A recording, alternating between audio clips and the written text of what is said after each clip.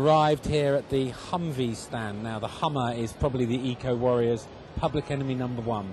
Hummer is a bummer. Let's go and have a look.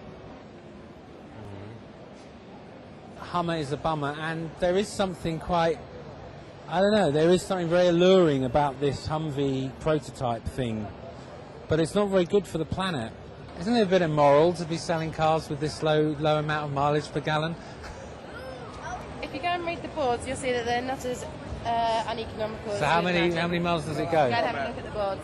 You're not allowed to comment because you know you're in the wrong. Thank you. When I asked that lady about the fuel consumption, she said it wasn't that bad, but looking at the badge here, 14 miles per gallon. So I think that's pretty bad, you know. I mean, what do you think is the attraction of these kind of vehicles to the people who drive them? I mean, I know when I see someone driving one of these, I think that they're really shocking, you know. I just see what I'll basically. Yeah, they want to be noticed, basically. But what they don't seem to realise is most people look at them and feel sorry for them for being so I don't know, sad. I wouldn't mind one. You wouldn't mind one? Wouldn't you mind one of those? I wouldn't drive one. Not? No. My boys wouldn't mind one, aren't they? But why? Why do you need one? Why wouldn't you mind one? You don't need it. I think if you've got the money, it's not the need, it's I can have it, and that's all it is, really. And don't you think that might be the cause of most of the problems facing the human race on this planet today? Oh, most definitely so, yeah. Of course it is, yeah. So I'm going to let the tyre down because I don't like Humvee very much. Let's see if we can get away with it. And the tyre's going. We don't like Humvees.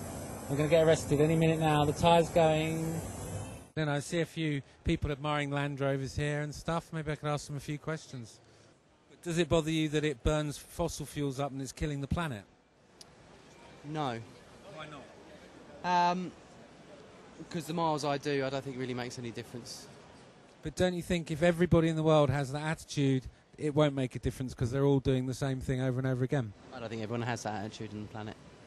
But you've got it, so what do you think? Why don't you think everyone else might have it? Because people have more of a conscience about these things than I do.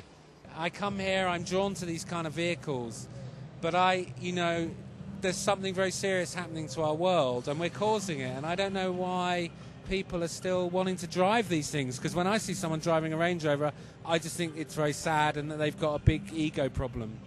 But I've heard that it's nothing to do with vehicles, that global warming is happening anyway, despite us driving big cars. And can I ask you something? Are you a scientist? I'm not a scientist, it's only what I've read. How many scientific peer-reviewed papers have you read from start to finish about global warming? I haven't. Listen, there's a very good reason the planet in history put all of that CO2 away in the rocks and the oil. It was so that this planet could then maintain life. It's very clearly a very dumb idea for the human race to be releasing that which was put away so we could live here. That is the simplest explanation I can give you. Okay, so I'm here with John Patterson from the Lightning Sports Car Company. This is the British-made electric sports car. It's the first one of its kind. We're here at the British Motor Show to find out some more about it. What is, obviously we've seen the Tesla from the States.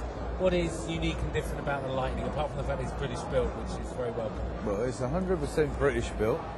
The car that you see in front of you is that the electric vehicle market seems to have little square boxes and little experimental looking gadgety cars. And we wanted to come along because sooner or later, as the market opens up, there's going to be the Aston Martin of the electric cars. The basic specs of the car is the top speed is 130 miles an hour. Our design range is 300 kilometres. You can charge the car from flat to full in 10 minutes with our special charger, and it'll do 0 to 60 in 4 seconds or under. It's pretty fast. And what's the battery life like? How many miles will the batteries last for?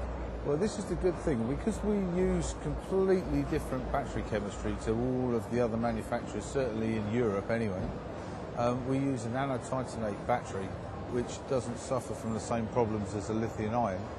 And our battery life is expected to be 15 years. Wow. So, and then presumably one disposes in an eco-friendly way of the old batteries. Well, you do. The other nice thing about nanotitanate batteries is they don't contain any heavy metals or big toxins, so they're actually quite useful to dispose of. So why are you the sort of only company that seems to be using those? One of the reasons we came to the premium end of the car market, so because our technology is so expensive at the moment, as it's in its infancy. the reason that the other people can't use the same technology is it costs too much. Well, if you have a look through the wheels, you can see the big blue motor casings, and I've had a lot of people come up to me and say, "Cool, mate, why have you put drum brakes on your car?" They're not. They're very high-tech electric motors, and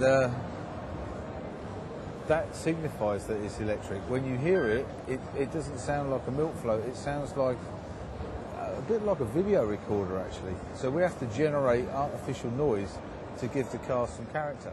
So I'm here in the Lightning, the electric sports car, British made. I have to say, it feels very sexy, very sturdy. The interior, all the electric lighting is blue. It's got digital speed on it. It feels very sturdy. It's a very sexy piece of machinery. You know, it's a very expensive piece of machinery. But I tell you what, if I had the money, I would buy one. You know, I know it's not very eco-friendly. It's been built. It's a very high design piece of kit. But wow. What a bonnet, what a masculine, sexy piece of equipment. Now I understand why all those people love all the cars here at the show. It's really beautiful.